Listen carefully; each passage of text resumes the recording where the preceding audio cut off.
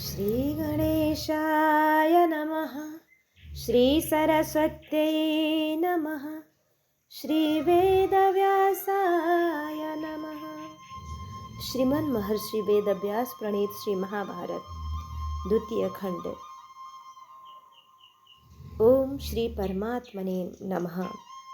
Shri महाभारतम one पर्व अरण्य पर्व प्रथमोध्याय। यहाँ हम पांडवों का वनगमन, पूर्ववासियों द्वारा उनका अनुगमन और युधिष्ठिर के अनुरोध करने पर उनमें से बहुतों का लौटना तथा पांडवों का प्रमाण कोटि तीर्थ में रात्रिवास। नारायणं नमस्कृत्य नरं चैव नरोत्तमं देवीं सरस्वतीं व्यासं ततो जयमुदीरयेत्।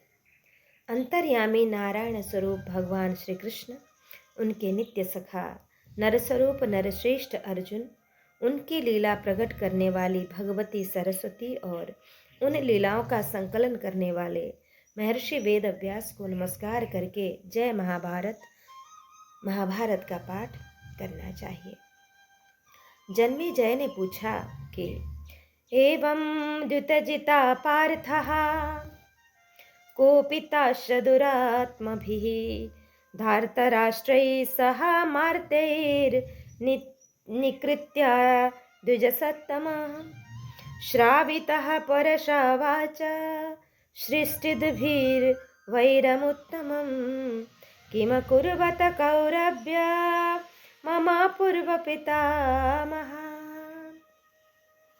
विप्रवर, मंत्रियों सहित धृतराष्ट्र के दुरात्मा पुत्रों ने जब इस प्रकार कपट पूर्वक कुंती कुमारों को जुए में हराकर कुपित कर दिया और घोर वैर की नींव डालते हुए उन्हें अत्यंत कठोर बातें सुनाई, तब मेरे पूर्व पितामह युधिष्ठिर आदि कुरुवंशियों ने क्या किया तथा जो सहसा ऐश्वर्य से वंचित हो जाने के कारण महान दुख में पड़ गए थे, उन इंद्र के तुल्य तेजस्वी पांडवों ने वन में किस प्रकार विचरण किया, उस भारी संकट में पड़े हुए पांडवों के साथ वन में कौन कौन गए थे, वन में किस आचार व्यवहार से रहते थे, क्या खाते थे और उन महात्माओं का निवास स्थान कहाँ था।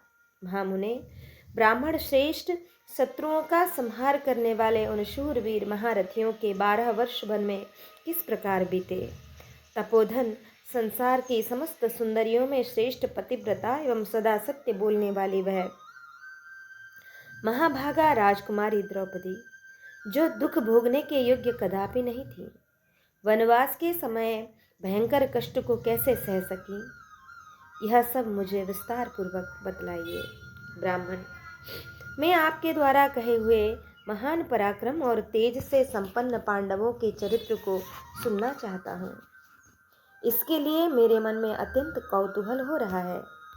तब वैशंपायन जी कहते हैं कि एवं द्युतजितः पार्थः कोपिताश्च दुरात्मभिः धार्तराष्ट्रैः सह मार्तैर्निर्ययुर्गः जहाभयात्।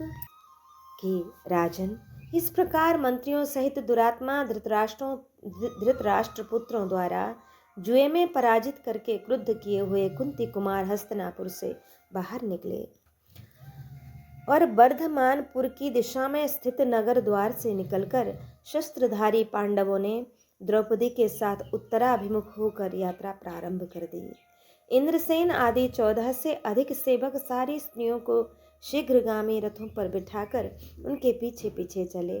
पांडव वन की ओर गए हैं, यह जानकर हस्तिनापुर के निवासी शोक से पीड़ित हो बिना किसी भय के भीष्म, विदुर, द्रोण और कृपाचार्य की बारंबार निंदा करते हुए एक दूसरे से मिलकर इस प्रकार कहने लगे।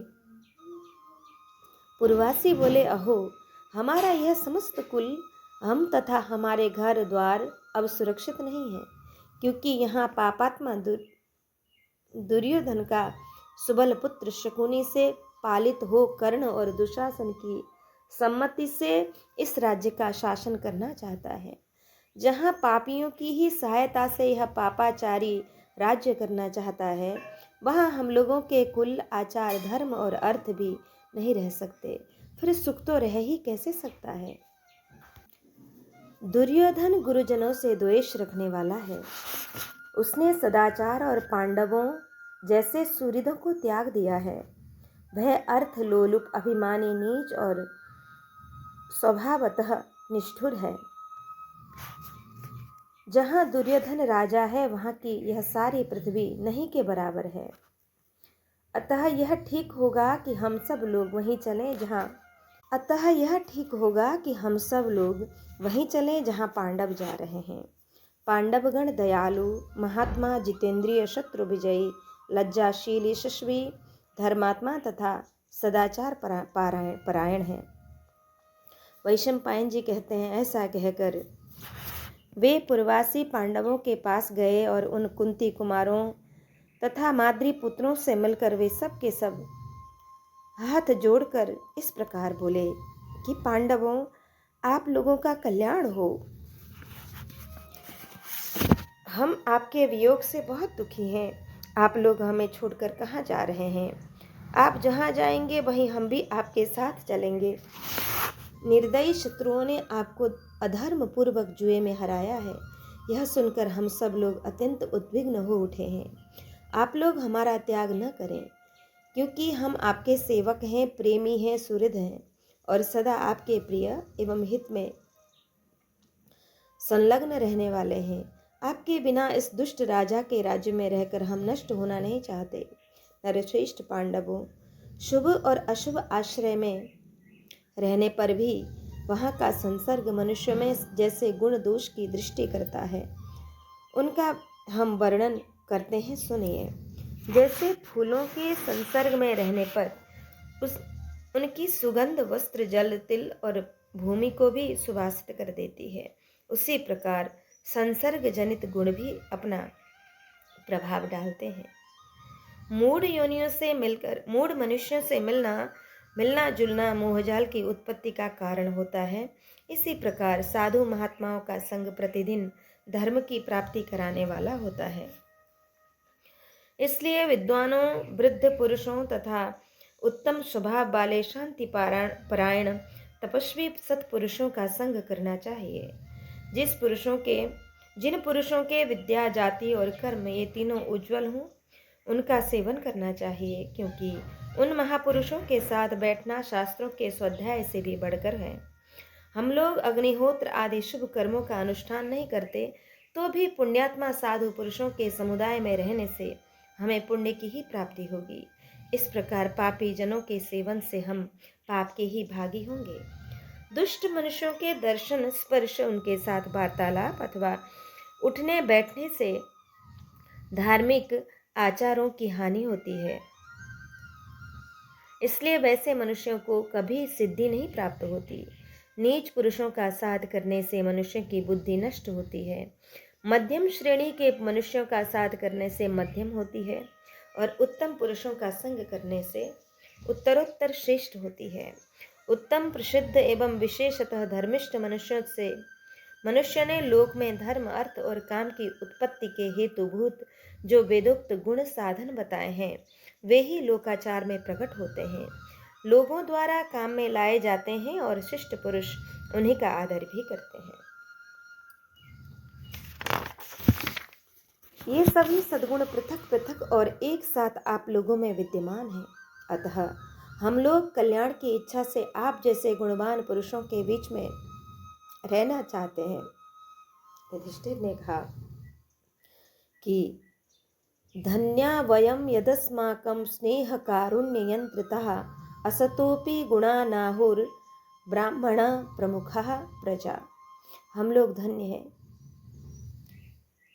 क्योंकि ब्राह्मण आदि प्रजा वर्ग के लोग हमारे प्रति स्नेह और करुणा के पाश में बंध कर जो गुण हमारे अंदर नहीं है,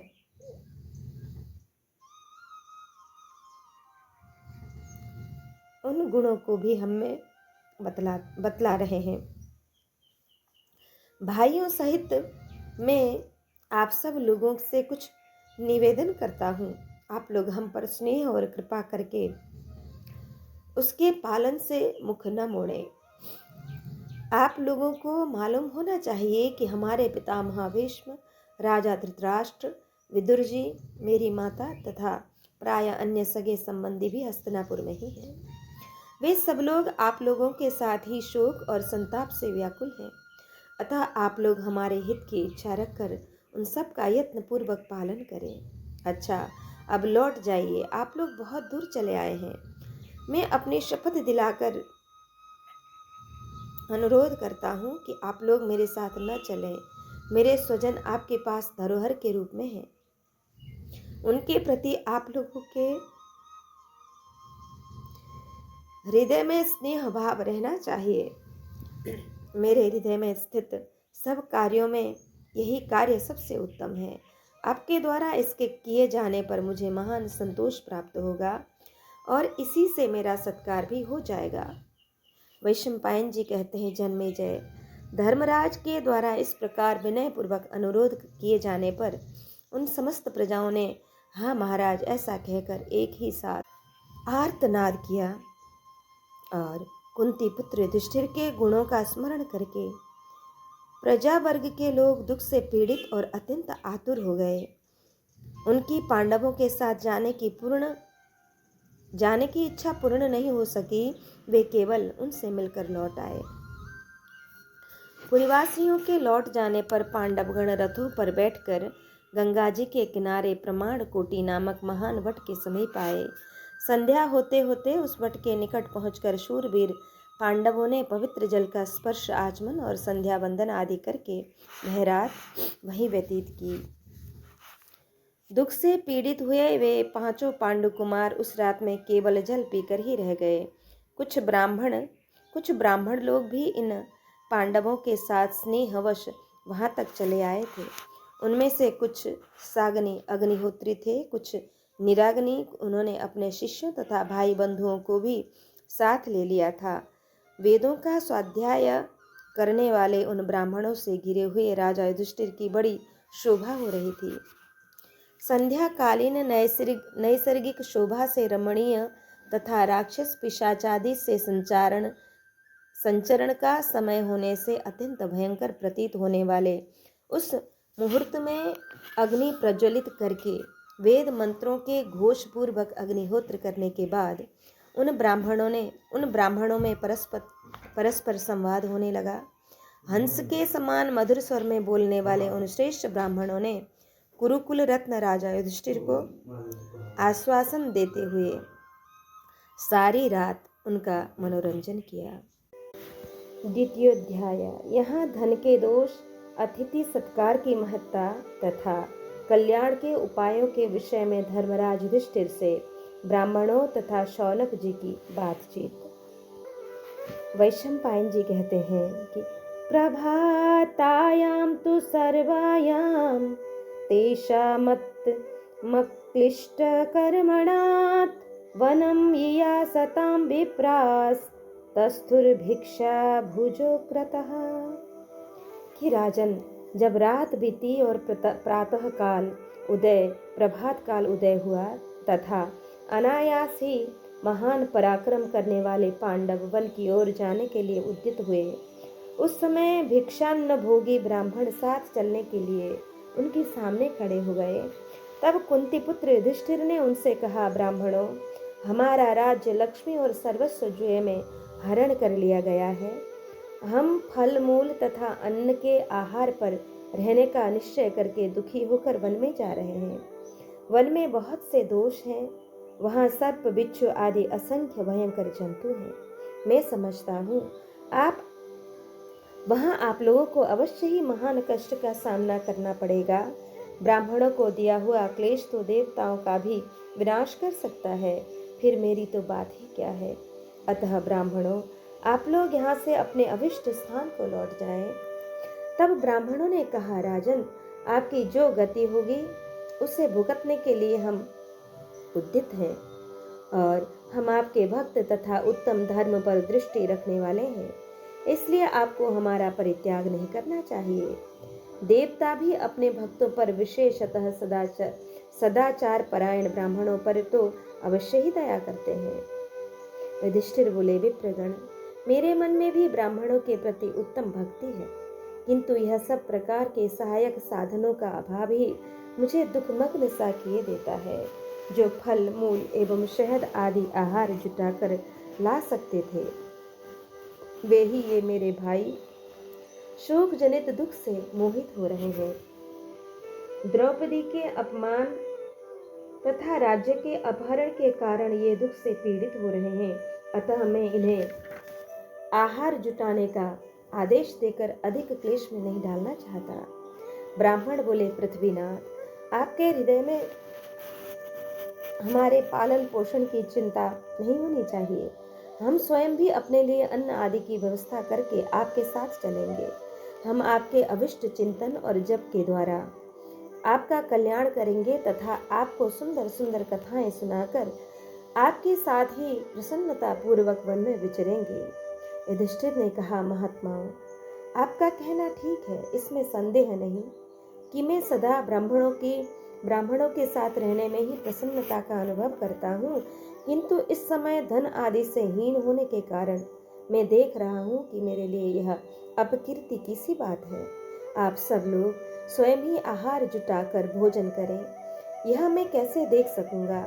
आप लोग कष्ट भोगने के योग्य नहीं हैं, तो भी मेरे प्रति स्नेह होने के कारण इतना क्लेश उठा रहे हैं। धृतराष्ट्र के पापी पुत्रों को धिक्कार है। वैशंपायन जी कहते हैं, राजन, इतना कहकर धर्मराज युधिष्ठिर शोकमग्न हो चुपचाप पृथ्वी पर बैठ गए।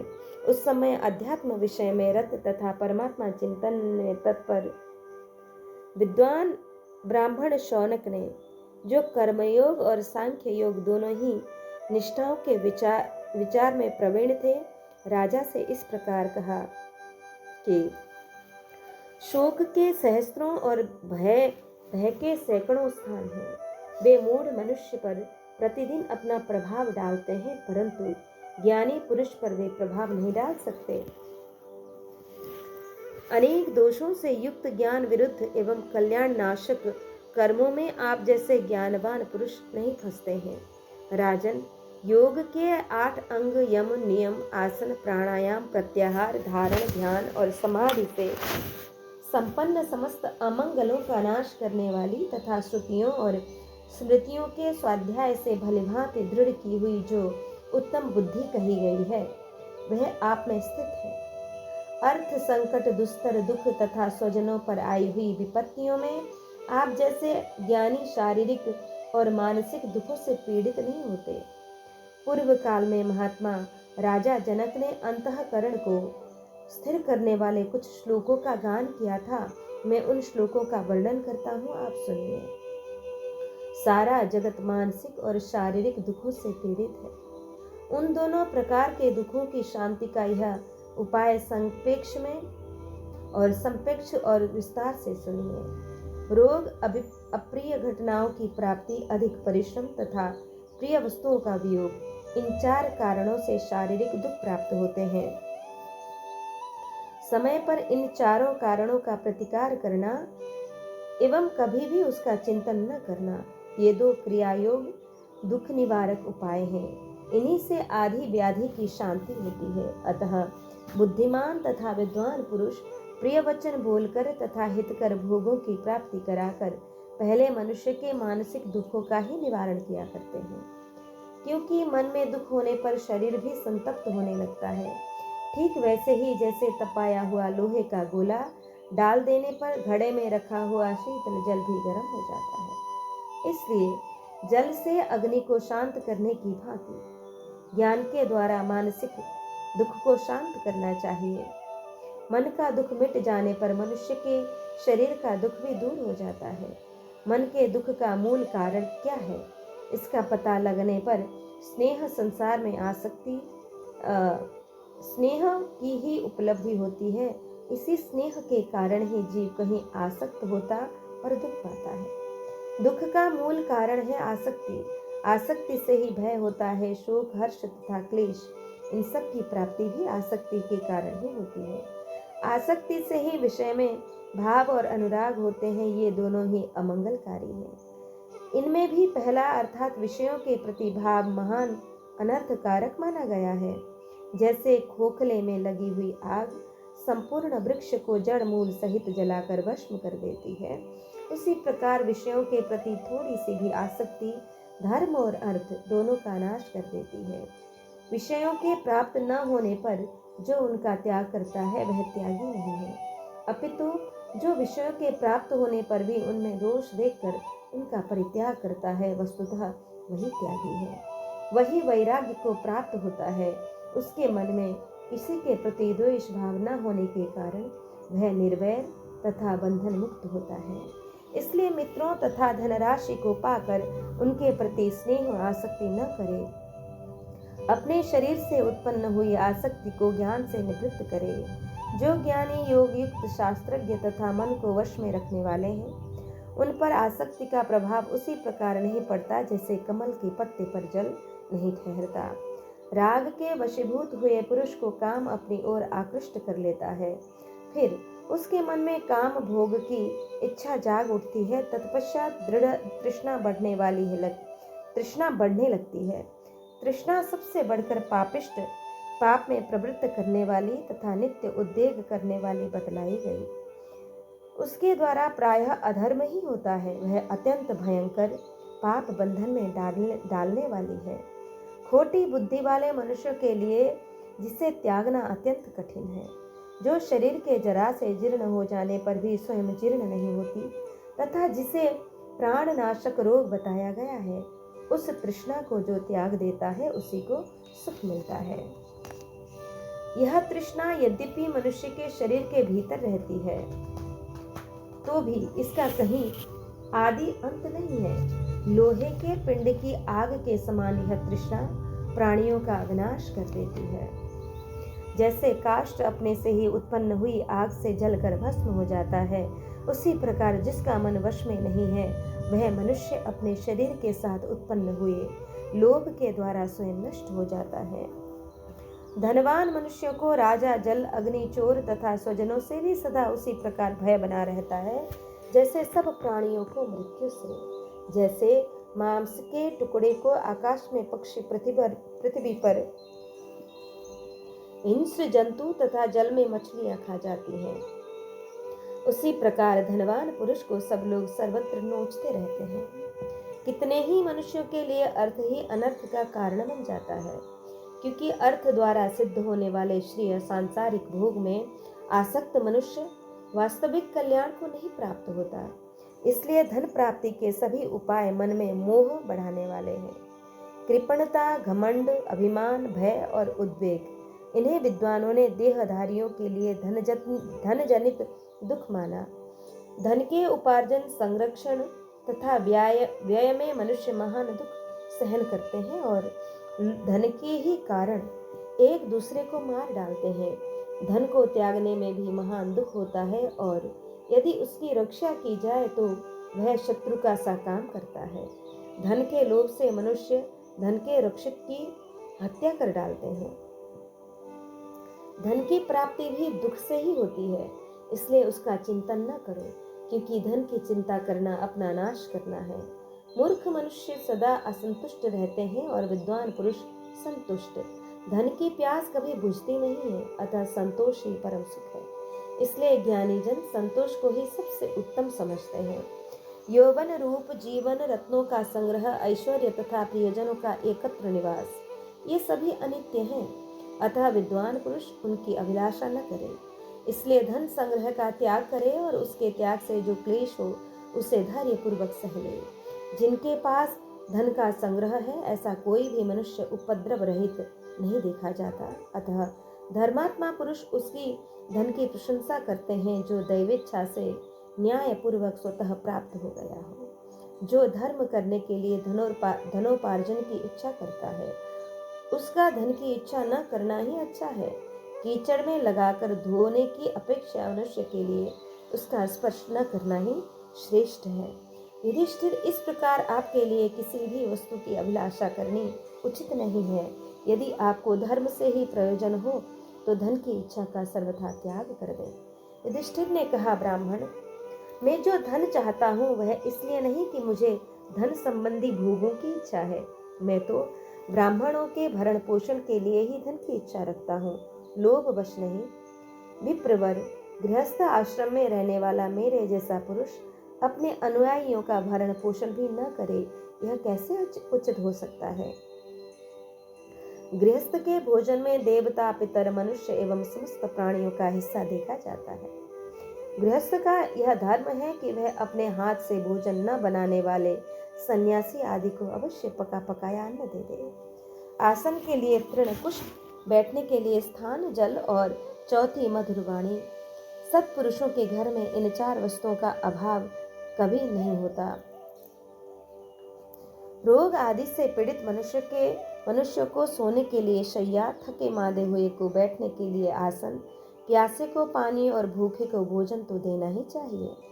जो अपने घर पर आ जाए उसे प्रेम भरी दृष्टि से देखे, मन से उसके प्रति उत्तम भाव रखे, उससे मीठे वचन बोले और उठकर उसके लिए आसन दे। यह गृहस्थ का सनातन धर्म है। अतिथि को आते देख उठकर उसकी अवगानी करे और यथोचित रीति से उसका आदर सत्कार करे। यही गृहस्थ मनुष्य अग्निहोत्र। यदि गृहस्थ मनुष्य अग्निहोत्र, सांड, जाति, भाई, अतिथि, अभ्यागत, बंधु बांधव, स्त्री पुत्र तथा भृत्य जनों का आदर सत्कार न करे तो वे अपनी क्रोधाग्नि से उसे जला सकते हैं। केवल अपने लिए अन्न न पकावे, देवता, पितरों एवं अतिथियों के उद्देश्य से ही भोजन बनाने का विधान है। निकम्मे पशुओं की भी हिंसा न करे। जिस वस्तु को विधि पूर्वक देवता आदि के लिए अर्पित न करे उसे स्वयं भी न खाए। कुत्तों, चांडालों और कौओं के लिए पृथ्वी पर अन्न डाल दे। यह वैश्वदेव नामक महान यज्ञ है, जिसका अनुष्ठान प्रातः काल और सायंकाल भी किया जाता है। अतः गृहस्थ मनुष्य प्रतिदिन विघस एवं अमृत भोजन करे। घर के सब लोगों के भोजन कर लेने पर जो अन्न शेष रह जाए उसे घिसक कहते हैं तथा बलि वैश्वदेव से बचे हुए अन्न का नाम अमृत है।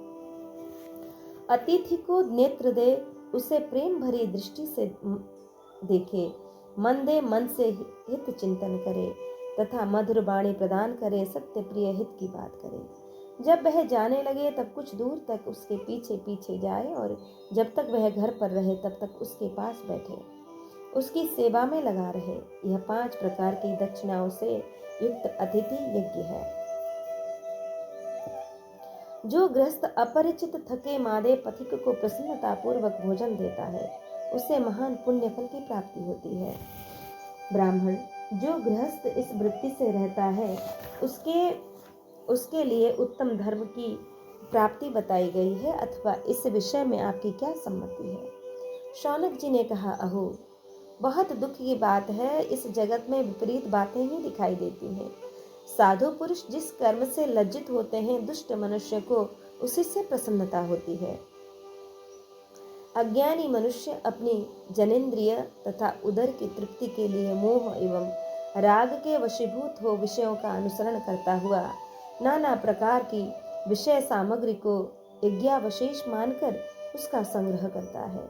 समझदार मनुष्य भी मन को हर लेने वाली इंद्रियों द्वारा विषयों की ओर खींच लिया जाता है। उस समय उसकी विचार शक्ति मोहित हो जाती है। जैसे दुष्ट घोड़े वश में न होने पर सारथी को कुमार्ग में घसीट ले जाते हैं, यही दशा उस अजितेंद्रिय पुरुष की भी होती है। जब मन और 5 इंद्रियां अपने वश में प्रवृत्त होती हैं, उस समय प्राणियों के पूर्व संकल्प के अनुसार उसी की वासना से वसित मन विचलित हो उठता है। मन जिस इंद्रियों के विषयों का सेवन करने जाता है उसी से उस विषय के प्रति उत्सुकता भर जाती है और वह इंद्रिय उस विषय के उपभोग में प्रवृत्त हो जाती है। तदंतर संकल्प ही जिसका बीज है, उस काम के द्वारा विषय रूपी बाणों से बिंधकर मनुष्य ज्योति के लोभ से पतंग की भांति लोभ की आग में गिर पड़ता है। इसके बाद इच्छा अनुसार आहार विहार मोहित हो महामोह में सुख में निमग्न रहकर वह मनुष्य अपनी आत्मा के ज्ञान से वंचित हो जाता है। इस प्रकार अविद्या, कर्म और तृष्णा द्वारा चक्र की भांति भ्रमण करता हुआ मनुष्य संसार की विभिन्न योनियों में गिरता है। फिर तो ब्राह्मण से लेकर तृण पर्यंत सभी प्राणियों में तथा जल, भूमि और आकाश में वह मनुष्य बारंबार जन्म लेकर चक्कर लगाने लगता है और चक्कर लगाता ही रहता है। यह अविवेकी पुरुषों की गति बताई गई है। अब आप मुझसे विवेकी पुरुषों की गति का वर्णन सुने, जो धर्म एवं कल्याण मार्ग में तत्पर है और मोक्ष के विषय में जिनका निरंतर अनुराग है, वे विवेकी हैं। वेद की यह आज्ञा है कि कर्म करो और कर्म छोड़ो। अतः आगे बताए जाने वाले इन सभी धर्मों का अहंकार शून्य होकर अनुष्ठान करना चाहिए। यज्ञ, अध्ययन, दान, तप, सत्य, क्षमा, मन और इंद्रियों का संयम तथा लोभ का परित्याग, ये धर्म के 8 मार्ग हैं। इनमें पहले बताए हुए 4 धर्म पितृयान के मार्ग में स्थित हैं, अर्थात इन चारों का सकाम भाव से अनुष्ठान करने पर ये पितृयान मार्ग से ले जाते हैं। अग्निहोत्र और संध्योपासनादि जो अवश्य करने योग्य कर्म हैं, उन्हें कर्तव्य बुद्धि से ही अभिमान छोड़कर करें। अंतिम 4 धर्मों को देवयान मार्ग का स्वरूप बताया गया है। साधु पुरुष सदा उसी मार्ग का आश्रय लेते हैं। आगे बताए जाने वाले 8 अंगों से युक्त मार्ग द्वारा अपने अंतःकरण को शुद्ध करके कर्तव्य कर्मों का कर्तृत्व के अभिमान से रहित होकर पालन करें।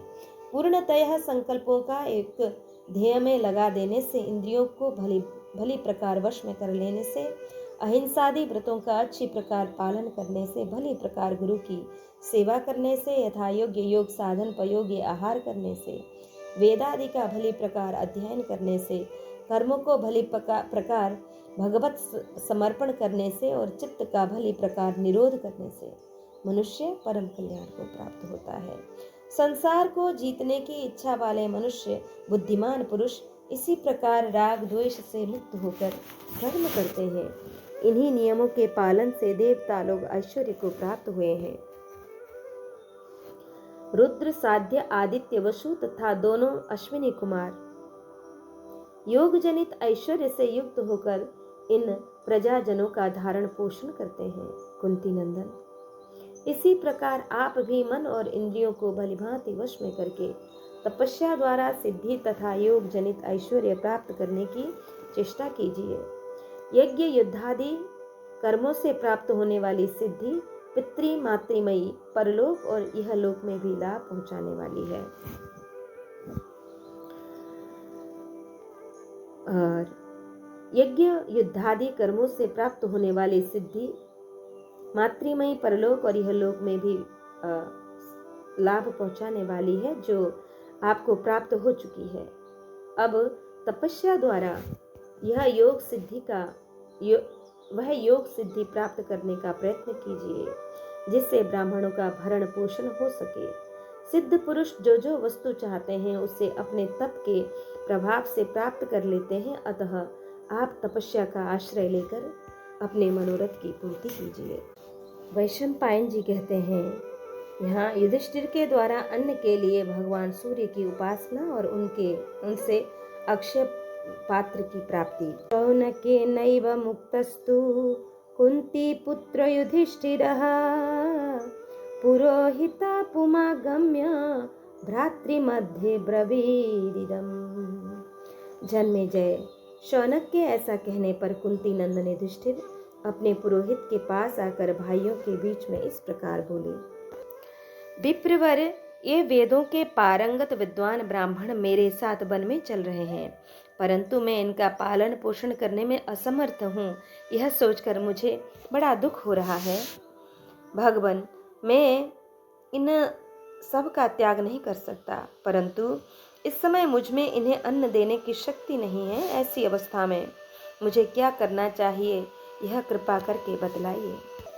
वैशंपायन जी कहते हैं, जन्मेजय, धर्मात्माओं के श्रेष्ठ धौम्य मुनि ने युधिष्ठिर का प्रश्न सुनकर 2 घड़ी तक ध्यान सा लगाया और धर्म पूर्वक उस उपाय का अन्वेषण करने के पश्चात उनसे इस प्रकार कहा कि राजन, सृष्टि के प्रारंभ काल में जब सभी प्राणी भूख से अत्यंत व्याकुल हो रहे थे, तब भगवान सूर्य ने पिता की भांति उन सब पर दया करके उत्तरायण में जाकर अपनी किरणों से पृथ्वी का रस जल खींचा और दक्षिणायन में लौटकर पृथ्वी को उस रस से आविष्ट किया। इस प्रकार जब सारे भूमंडल में क्षेत्र तैयार हो गया, तब औषधियों के स्वामी चंद्रमा ने अंतरिक्ष में मेघों के रूप में परिणत हुए सूर्य के तेज को प्रकट करके उसके द्वारा बरसाए हुए जल से अन्न आदि औषधियों को उत्पन्न किया। चंद्रमा की किरणों से अभिषिक्त हुआ सूर्य जब अपनी प्रकृति में स्थित हो जाता है तब 6 प्रकार के रसों से युक्त पवित्र औषधियां उत्पन्न होती हैं। वही पृथ्वी में प्राणियों के लिए अन्न होता है। इस प्रकार सभी जीवों के प्राणों की रक्षा करने वाला अन्न सूर्य रूप ही है। अतः भगवान सूर्य ही समस्त प्राणियों के पिता हैं, इसलिए तुम उन्हीं की शरण में जाओ। जो जन्म और कर्म दोनों ही दृष्टि में परम उज्जवल है, ऐसे महात्मा राजा भारी तपस्या का आश्रय लेकर संपूर्ण प्रजाजनों का संकट से उद्धार करते हैं। भीम, कार्तवीर्य, अर्जुन, वेन पुत्र पृथु तथा नहुष आदि नरेशों ने तपस्या, योग और समाधि में स्थित होकर भारी आपत्तियों से प्रजा को उबारा है। महात्मा भारत, धर्मात्मा भारत, इसी प्रकार तुम भी सत्कर्म से शुद्ध होकर तपस्या का आश्रय ले धर्मानुसार द्विजातियों का भरण पोषण करो। जन्मेजय ने पूछा, भगवान, पुरुष श्रेष्ठ राजा युधिष्ठिर ने ब्राह्मणों के परम भरण पोषण के लिए जिनका दर्शन अत्यंत दुर्लभ है, अद्भुत है, उन सूर्य भगवान की आराधना किस प्रकार की? वैशंपायन जी कहते हैं, राजेंद्र, मैं सब बातें बता रहा हूं, तुम सावधान, पवित्र और एकाग्र चित्त होकर सुनो और धैर्य रखो। महामते, धौम्य ने जिस प्रकार महात्मा युधिष्ठिर को पहले भगवान सूर्य के 108 नाम बताए थे, उसका वर्णन करता हूँ, सुनो। कि धौम्य बोले, सूर्य, अर्यमा, भग, त्वष्टा, पूषा, अर्क, सविता, रवि, भगस्तिमान, अज, काल, मृत्यु धाता, प्रभाकर, पृथ्वी, आप, तेज, आकाश, वायु, पारायण, सोम, बृहस्पति, शुक्र, बुध, अंगारक, मंगल, इंद्र, विश्ववान, दीप्तांशु, शुचि, शौरी, शनिश्चर, ब्रह्मा, विष्णु, रुद्र, स्कंद, वरुण, यम, वैद्युताग्नि, जाठराग्नि, ऐंधनाग्नि, तेजपति, धर्मध्वज, वेदकर्ता, वेदांग, वेदवाहन, कृत, त्रेता, द्वापर, सर्व, मलाश्रय, कली, कला, काष्ठ, मुहूर्त रूप, समय, छपा, रात्रि, याम, क्षण, संवत्सर, कर, अश्वत्थ, काल चक्र, प्रवर्तक, विभावसु, शाश्वत पुरुष, योगी, व्यक्ता, व्यक्त, सनातन, कालाध्यक्ष, प्रजाध्यक्ष, विश्वकर्मा, तमोनुद, वरुण, सागर, अंशु, जीमूत, जीवन, अरिहा, भूताश्रय, भूतपति, सर्वलोक नमस्कृत, तृष्टा, संवर्तक, वन्ही, सर्वादि, आलोलुप, अनंत, कपिल, भानु, कामद, सर्वतोमुख, जय, विशाल, वरद, सर्वधातु, निषेचिता, मन, सुपर्ण, भूतानि, शीघ्र, प्राणधारक, धन्वंतरी, धूमकेतु, आदिदेव, अदिति सुत, द्वादशात्मा, अरविंद्याक्ष, पिता, माता, पितामह, स्वर्गद्वार, प्रजाद्वार, मोक्षद्वार, त्रिविष्टक, देहकर्ता, प्रशांतात्मा, विश्वात्मा, विश्वतोमुख, चराचरात्मा, सूक्ष्मात्मा, मैत्रेय तथा करुणान्वित, ये अमित तेजस्वी भगवान सूर्य के कीर्तन करने योग्य 108 नाम हैं, जिनका उपदेश साक्षात ब्रह्मा जी ने किया है। इन नामों का उच्चारण करके भगवान सूर्य को इस प्रकार नमस्कार करना चाहिए। समस्त देवता, पितर और यक्ष इनकी सेवा करते हैं। असुर, राक्षस तथा सिद्ध जिनकी वंदना करते हैं तथा जो उत्तम सुवर्ण और अग्नि के समान कांतिमान है, उन भगवान भास्कर को मैं अपने हित के लिए प्रणाम करता हूँ। जो मनुष्य सूर्योदय के समय भलीभांति एकाग्र चित्त हो इन नामों का पाठ करता है, वह स्त्री, पुत्र, धन, रत्न राशि, पूर्व जन्म की स्मृति, धैर्य तथा उत्तम बुद्धि प्राप्त कर लेता है। जो मानव स्नान आदि करके पवित्र शुद्ध चित्त एवं एकाग्र हो देवेश्वर भगवान सूर्य के इस नामात्मक स्तोत्र का कीर्तन करता है, वह शोक रूपी दावानल से युक्त दुस्तर संसार सागर से मुक्त हो मनचाही वस्तुओं को प्राप्त कर लेता है। जन्मेजय, पुरोहित धौम्य के इस प्रकार समयोचित बात करने पर ब्राह्मणों को देने के लिए अन्न की प्राप्ति के उद्देश्य से नियमों में स्थित हो मन को वश में रखकर दृढ़ता पूर्वक व्रत का पालन करते हुए शुद्ध चेता धर्मराज युधिष्ठिर ने उत्तम तपस्या का अनुष्ठान आरंभ किया। राजा युधिष्ठिर ने गंगा जी के जल में स्नान करके पुष्प और नैवेद्य आदि उपहारों द्वारा भगवान दिवाकर की पूजा की और उनके सन्मुख मुँह करके खड़े हो गए। धर्मात्मा पांडु कुमार चित्त को एकाग्र करके इंद्रियों को संयम में रखते हुए केवल वायु पीकर रहने लगे। गंगा जल का आचमन करके पवित्र हो वाणी को वश में रखकर तथा प्राणायाम पूर्वक स्थित रहकर उन्होंने पूर्वोक्त अष्टोत्तर शत नामात्मक स्तोत्र का जप किया। युधिष्ठिर बोले, सूर्यदेव, आप संपूर्ण जगत के नेत्र तथा संपूर्ण प्राणियों के आत्मा हैं। आप ही सब जीवों के उत्पत्ति स्थान और कर्मानुष्ठान में लगे हुए पुरुषों के सदाचार हैं। संपूर्ण सांख्य योगियों के प्राप्तव्य स्थान आप ही हैं। आप ही सब कर्म योगियों के आश्रय हैं। आप ही मोक्ष के उन्मुक्त द्वार हैं और आप ही मुमुक्षुओं की गति भी हैं। आप ही संपूर्ण जगत को धारण करते हैं। आपसे ही यह प्रकाशित होता है। आप ही इसे पवित्र करते हैं और आपके ही द्वारा निस्वार्थ भाव से इसका पालन किया जाता है। हे सूर्यदेव, आप ऋषिगणों द्वारा पूजित हैं। वेद के तत्वज्ञ ब्राह्मण लोग अपनी अपनी वेद शाखाओं में वर्णित मंत्रों द्वारा उचित समय पर उपस्थान करके आपका पूजन किया करते हैं। सिद्ध, चारण, गांधर्व, यक्ष, गुह्यक और नाग आपसे वर पाने की अभिलाषा से आपके गतिशील दिव्य रथ के पीछे पीछे चलते हैं। 33 देवता एवं विमानचारी सिद्धगण भी उपेंद्र तथा महेंद्र सहित आपकी आराधना करके सिद्धि को प्राप्त हैं। और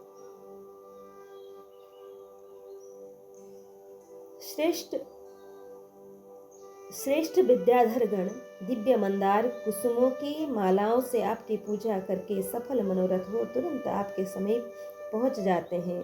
गुह्यक 7 प्रकार के पितृगण तथा दिव्य मानव सनकादि आपकी ही पूजा करके श्रेष्ठ पद को प्राप्त करते हैं। वसुगण, मरुदगण, रुद्र, साध्य तथा आपकी किरणों का पान करने वाले बालखिल्य आदि सिद्ध महर्षि आपकी ही आराधना से सब प्राणियों में श्रेष्ठ हुए हैं। ब्रह्मलोक सहित ऊपर के 7 लोकों में तथा अन्य सब लोकों में भी ऐसा कोई प्राणी नहीं दिखता जो आप भगवान सूर्य से बढ़कर हो। भगवान, जगत में और भी बहुत से महान शक्तिशाली प्राणी हैं, परंतु उनकी कांति और प्रभाव आपके समान नहीं है। संपूर्ण ज्योतिर्मय पदार्थ आपके ही अंतर्गत है। आप ही समस्त भाव आप में ही प्रतिष्ठित है। शार्ंग नामक धनुष धारण करने वाले भगवान विष्णु ने जिसके द्वारा दैत्यों का घमंड चूर्ण किया है, उस सुदर्शन चक्र को विश्वकर्मा ने आपके ही तेज से बनाया है।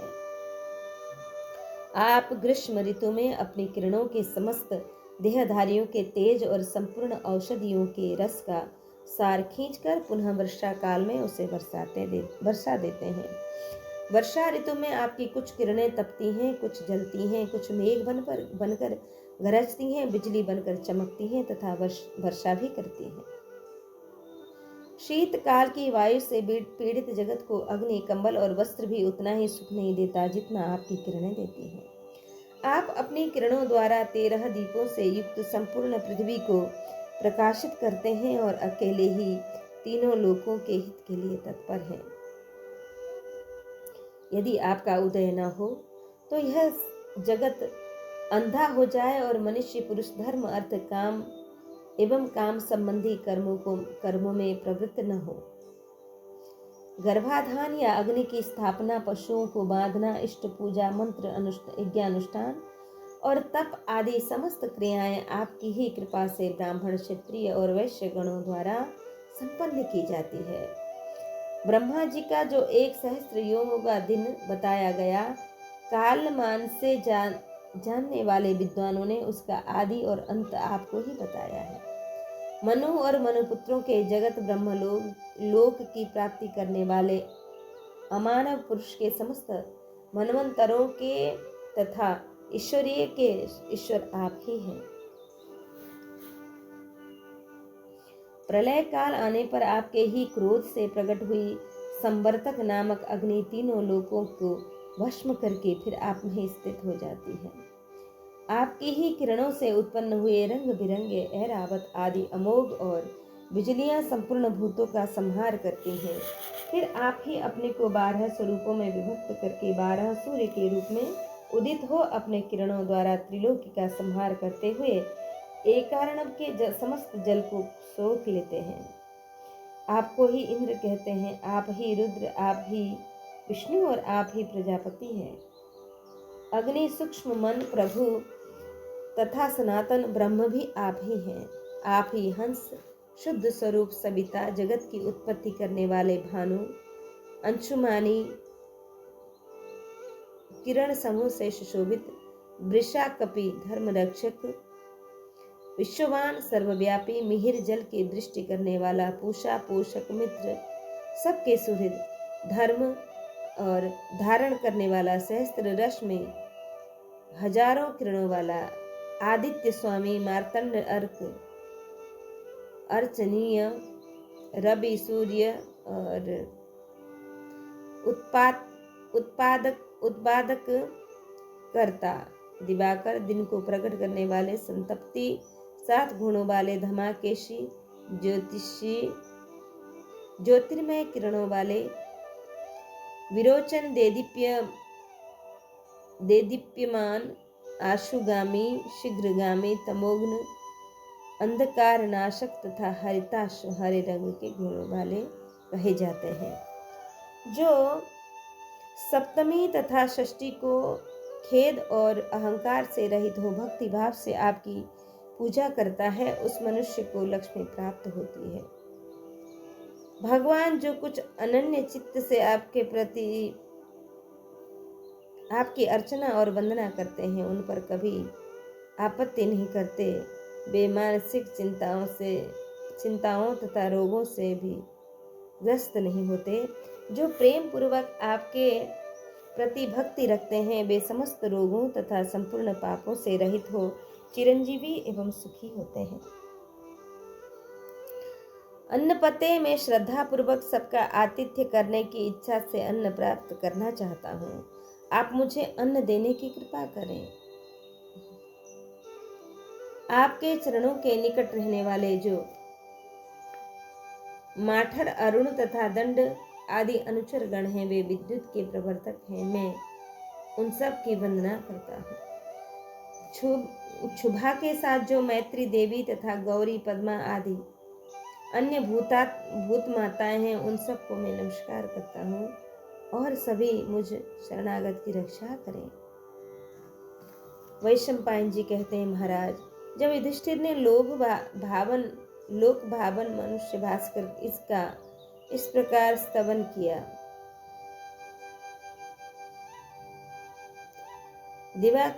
तब दिवाकर ने प्रसन्न होकर उन पांडु कुमार को दर्शन दिया। उस समय उनके श्री अंग प्रज्वलित अग्नि के समान उद्भासित हो रहे थे।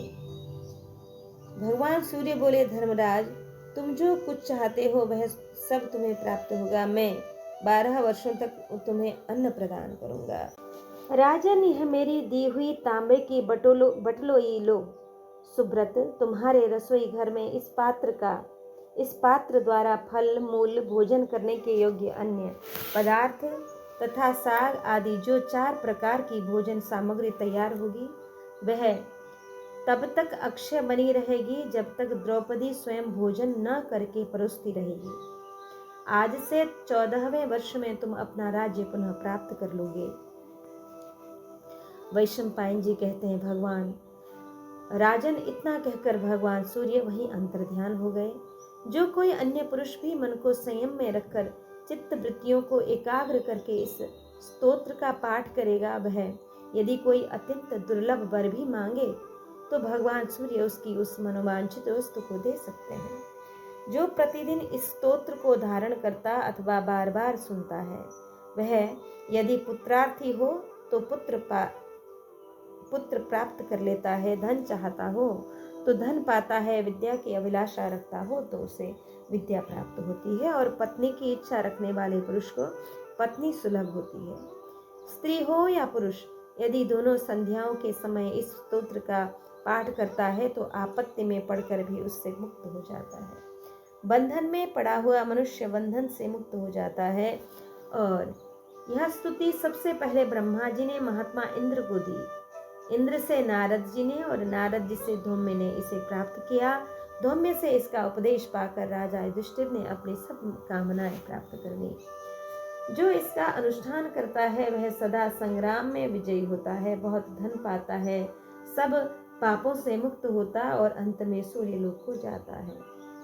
जन्मेजय पूर्वोक्त वर पाकर धर्म के ज्ञाता कुंती नंदन युधिष्ठिर गंगा जी के जल से बाहर निकले। उन्होंने धौम्य जी के दोनों चरण पकड़े और भाइयों को हृदय से लगा लिया।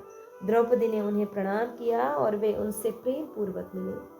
फिर उसी समय पांडु नंदन युधिष्ठिर ने चूल्हे पर बटलोई रखकर रसोई तैयार कराई। उसमें तैयार की हुई 4 प्रकार की थोड़ी सी भी रसोई उस पात्र के प्रभाव से बढ़ जाती और अक्षय हो जाती थी। उसी से वे ब्राह्मणों को भोजन कराने लगे। ब्राह्मणों के भोजन कर लेने पर अपने छोटे भाइयों को भी भोजन कराने के पश्चात विघस संज्ञक अवशिष्ट अन्न को युधिष्ठिर सबसे पीछे खाते थे। युधिष्ठिर को भोजन कराकर द्रौपदी शेष अन्न स्वयं खाती थी। द्रौपदी के भोजन कर लेने पर उस पात्र का अन्न समाप्त हो जाता था। इस प्रकार सूर्य से मनोवांछित वरों को पाकर उन्हीं के समान तेजस्वी प्रभावशाली राजा युधिष्ठिर ने ब्राह्मणों को नियम पूर्वक अन्नदान करने लगे थे।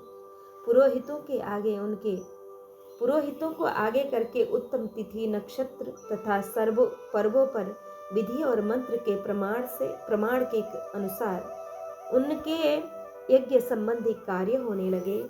तदंतर स्वस्ति वाचन कराकर ब्राह्मण समुदाय से घिरे हुए पांडवजन धौम्य जी के साथ काम्यक वन को चले गए। विदुर जी का धृतराष्ट्र को हित की सलाह देना और धृतराष्ट्र का रुष्ट होकर महल में चला जाना। कि वैशंपायन जी कहते हैं, जन्मेजय जब पांडव वन में चले गए तब प्रज्ञा चक्षु अंबिका नंदन राजा धृतराष्ट्र मन ही मन संतप्त हो उठे। उन्होंने अगाध बुद्धि धर्मात्मा विदुर को बुलाकर स्वयं सुखद आसन पर बैठे हुए उनसे इस प्रकार पूछा कि विदुर, तुम्हारी बुद्धि शुक्राचार्य के समान शुद्ध है। तुम सूक्ष्म से सूक्ष्म श्रेष्ठ धर्म को जानते हो। तुम्हारी सबके प्रति समान दृष्टि है और कौरव तथा पांडव सभी तुम्हारा सम्मान करते हैं। अतः मेरे साथ तथा इन पांडवों के लिए जो हितकर कार्य हो वह मुझे बताओ। विदुर, ऐसी दशा में अब हमारा जो कर्तव्य हो वह बताओ। ये पूर्वासी कैसे हम लोगों से प्रेम करेंगे? तुम ऐसा कोई उपाय बताओ जिससे वे पांडव हम लोगों को जल मूल सहित उखाड़ न फेंके। तुम अच्छे कार्यों को जानते हो, अतः हमें ठीक ठीक कर्तव्य का निर्देश करो। विदुर ने कहा, नरेंद्र, धर्म, अर्थ और काम, इन तीनों की प्राप्ति का मूल कारण धर्म ही है। धर्मात्मा पुरुष इस राज्य की जड़ भी धर्म को ही बतलाते हैं। अतः महाराज, आप धर्म के मार्ग पर स्थिर रहकर यथाशक्ति अपने तथा पांडु के सब पुत्रों का पालन कीजिए। शकुनी आदि पापात्माओं ने द्युत सभा में उस धर्म के साथ विश्वासघात किया, और क्योंकि आपके पुत्र ने सत्य प्रतिज्ञ कुंती नंदन युधिष्ठिर को बुलाकर उन्हें कपट पूर्वक पराजित किया है। गुरुराज, दुरात्माओं द्वारा पांडवों के प्रति किए हुए इस दुर्व्यवहार की शांति का उपाय मैं जानता हूँ, जिससे आपका पुत्र दुर्योधन पाप से मुक्त हो लोक में भलीभांति प्रतिष्ठा प्राप्त करे।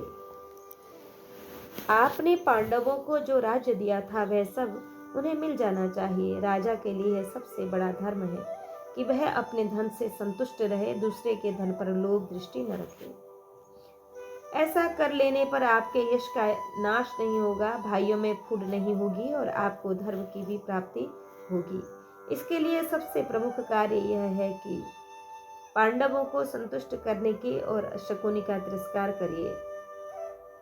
राजन, ऐसा कहने पर भी यदि आपके पुत्रों का भाग्य शेष होगा तो उनका राज्य अपने आप वापस चला आएगा। अतः आप शीघ्र ही यह काम कर डालिए। महाराज, यदि आप ऐसा न करेंगे तो कौरव कुल का निश्चय ही नाश हो जाएगा। क्रोध में भरे हुए भीमसेन अथवा अर्जुन अपने शत्रुओं की सेना में किसी को जीवित नहीं छोड़ेंगे।